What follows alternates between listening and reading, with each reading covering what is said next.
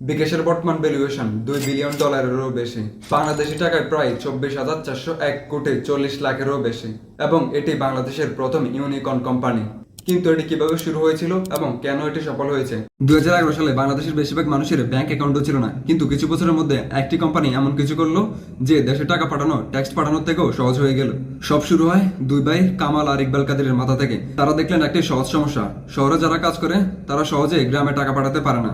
তাই তারা ব্র্যাক ব্যাংকের সঙ্গে মিলে চালু করলেন বিকাশ, যেখানে একটি সাধারণ ফোন দিয়ে টাকা পাঠানো যায়, না লাগে ইন্টারনেট, না লাগে স্মার্টফোন। লোকজন প্রথম দিন থেকে বিশ্বাস করতেছিল, কারণ এটা একটা ক্রিটিক্যাল সমস্যার সমাধান করতেছে সহজে এবং সুবিধাজনক। এখন তো এমন অবস্থা হলো প্রতি মনের দোকানে, চায়ের স্টলে, এমনকি গ্রামও একটা না একটা এজেন্ট আছে। তাদের সাফল্যের গোপন রহস্য হলো অ্যাক্সেসিবিলিটি আর ট্রাস্ট।